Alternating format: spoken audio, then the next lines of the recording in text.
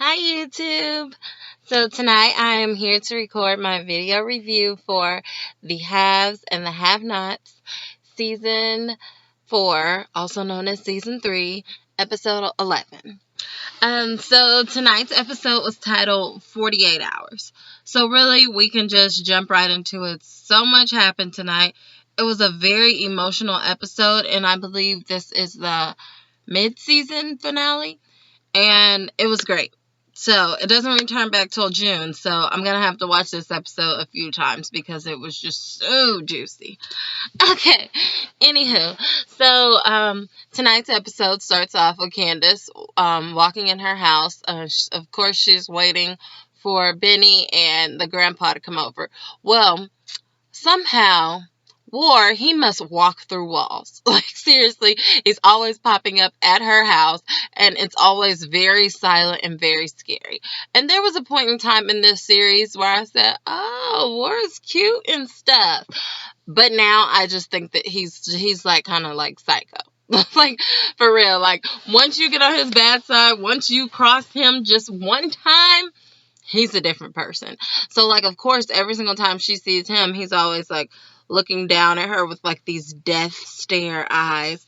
And you really never know what to expect. So, of course, he's upset because he overheard her at Benny's tow truck company say to not go into business with War. And he's like, Candy, why would you say that? Well, what else did you tell him? I know you told him something else. And she's like, no, seriously, I didn't tell him anything because I just told him don't go into business with you because I was trying to protect him. I didn't want him to get hurt. Okay. So anyways, he is like threatening her, and he's like, I ought to just really just knock you out or get rid of you right now.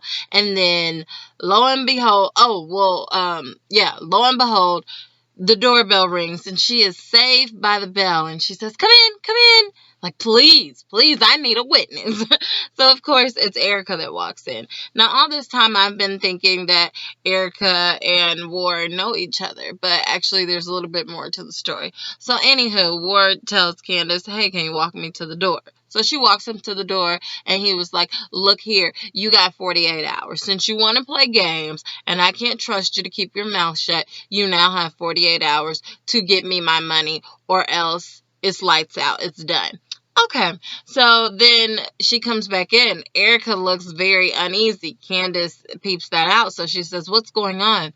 Well, apparently, War has mutilated a woman before because she owed him and she didn't pay him back, and that woman was Erica's sister, Jasmine, I believe her name was. So Erica is like terrified at this point, like shaking, because she knows he's done this to her own sister. She's already lost somebody she loves, and her and Candace have a pretty decent relationship. So he's like, you know what?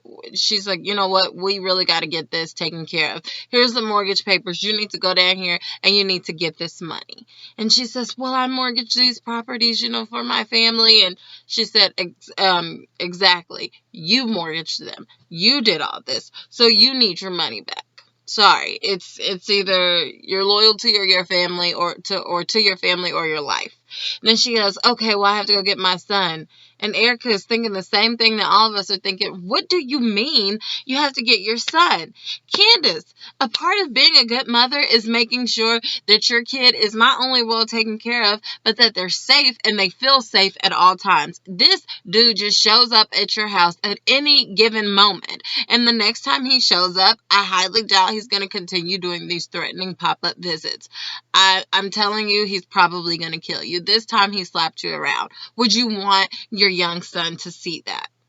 Okay, so she says, no, I need my son. I've been away from him all these years. And Erica reveals that, hey, I have kids, but I know that they're better off with my dad and my stepmom. So I just let it be. She says, this is all about your ego right now. So I'm just gonna, let you have this moment. And it's true. It is about her ego.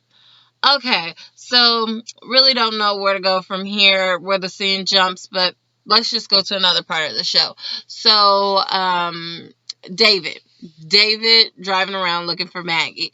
David shows up to the jail, and he's like basically telling Jim once again for the 50,000th time Jen, please call off whatever you have going on.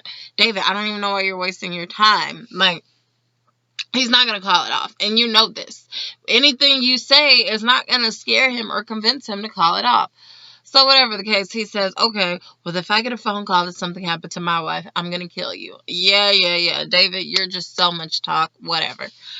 Anywho, so then we have, Veronica, she shows up to her house.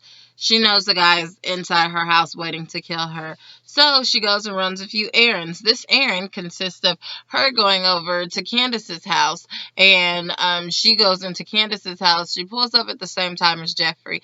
They go inside. She tells Jeffrey, you're going to do as I say. You and Melissa are going to get married. You're going to have this baby, and you guys are going to come live with me. You will not be living here.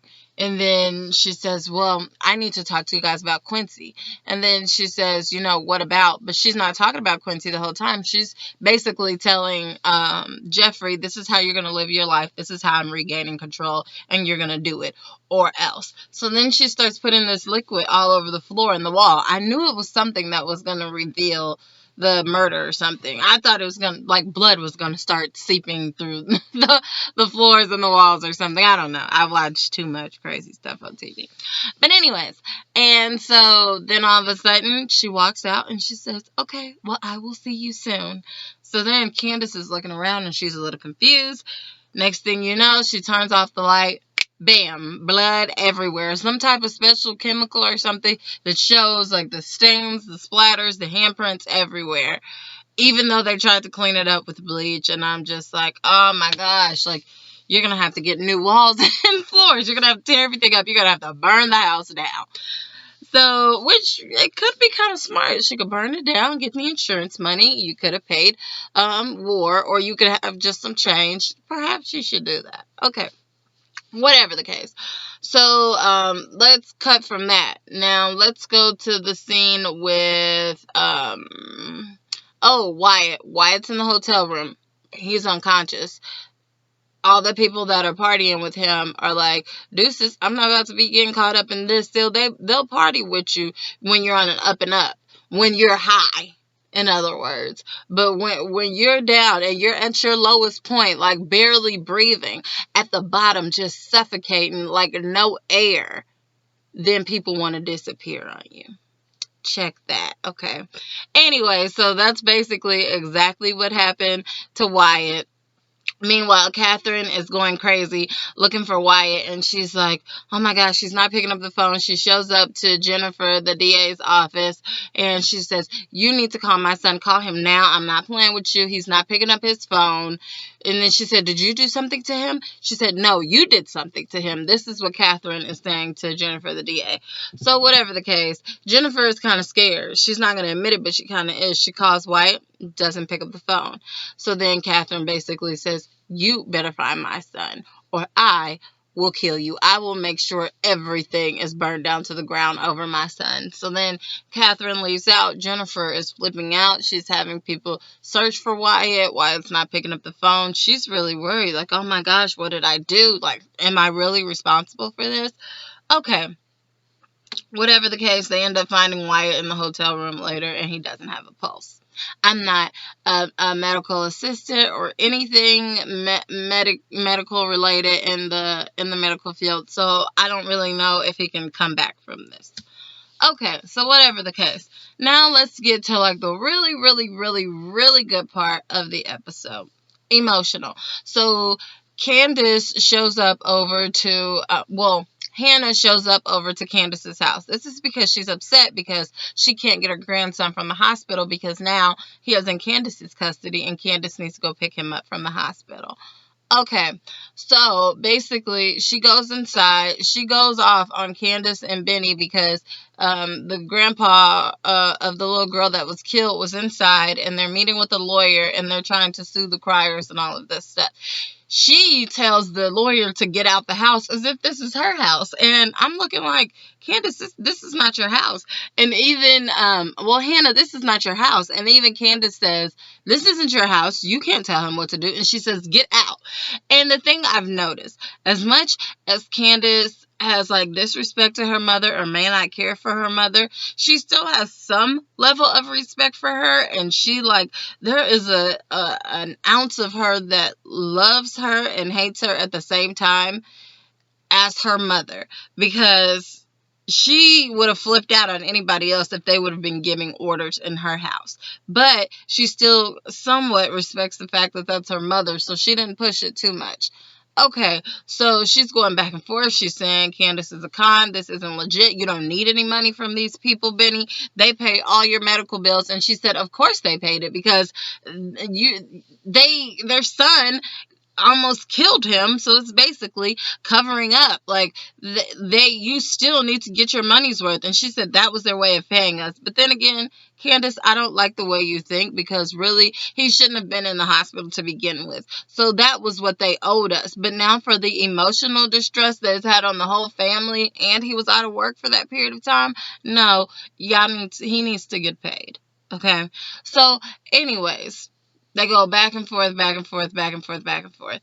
Then Candace says, well, let me do what I really came over here to do. So then she proceeds to get on her knees. Whoa, before all of this, she says she said that Candace had conned or blackmailed Jim Cryer, and that is why she has this house and bought all that stuff.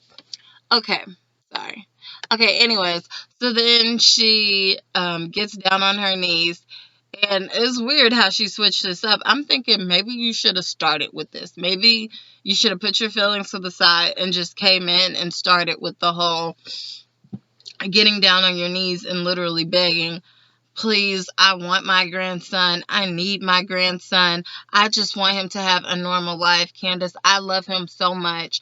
He has been living in that like pit with that woman for all these years. He needs to know he needs to have a nap time. He needs to have a bedtime. He needs to have some type of routine or schedule. He needs to be able to feel safe. He needs to be healthy. He needs to go to church. He needs a social life. He needs to have a happy, normal, sane life. And he can have that with me. Just let me have him. Please don't come in between that. And all of this breaking down, crying and everything, just like groveling for her grandson, showing I love him this much. Can you please at least give him a chance to live a normal life? Because in all these years, he hasn't. You've had him from place to place, and I'm begging you. And Candace responds back, no, I would rather him live in a foster home with strangers than live with you. And most people will argue, whoo, that is cold-blooded. But at the same time, Candace, in her defense, she's probably thinking, well, look how I turned out. I'm pretty messed up, okay? We have a horrible relationship. And perhaps it wasn't always like that, but at some point it turned that way. And she's probably scared of that for her kid. And she can't even get along with her mother. She doesn't want to see her mother have that happiness with her son that she should have. And in her mind, she's thinking, well, you can't love your own daughter. How in the world can you love my son? So I understand both sides, and it's really sad. But, you know, Candace puts on this hard coat, this like, this shell, and she, you know, makes it seem like, you know, I don't care. But then Hanna slaps her. So then Candace, she holds her face for a while. And then she snaps back on her and slaps her. Candace slaps her. Benny has to break them up. They're going back and forth. She's like yelling at Candace, and she's like, I'm done with you. I'm not praying for you anymore. On this day, the day that you hit me, I am done with you. God told me to stop. And I'm like, you know, God forgives people all the time. So, you know, whatever. And so she's going back and forth. She's like, I'm done with you. And this whole time, Candace is crying. And, you know, I can't tell if it's like tears of anger or if it's tears of sadness or if she understands or she feels like, man, there is some truth to what this woman is saying. I don't know, but it was a very emotional moment. And I just feel like they're always going to clash. They're always going to butt heads. And it's just really sad to watch. But whatever the case, Hanna ends up leaving. The social worker lady comes to the house. She says, here's your money. It was only $55,000. And she says, should I tell your son you're on your way? Candace is like, get out of my face. So I think there's a part of Candace that's struggling on the inside, that's thinking, should I let my son go with my mother to give him a chance at a better life, a normal life? It might not be like living in luxury like Candace, lives, but she has to do bad things to get to that point, but at least he'll have somewhat of a normal life. So I think that she's really thinking back and forth, like battling with that in her mind, because in a way that would be like her mother winning. Okay, so whatever the case, she did not give the social worker an answer. She just said, get out of my face. To wrap this up, basically, Veronica sets Maggie up to come to her house while the police are there. She's outside talking to the police. She unlocks the door. She then tells Maggie, oh, hey, Maggie, go ahead, go inside. She knows as soon as she opens the door, the shooter's going to shoot. And sure enough, she turns around to look. And as soon as she opens the door, pow. Screen black. To be continued until June. Let me know what you think. Like, comment, subscribe. Check me out at mrsblogaholic.com.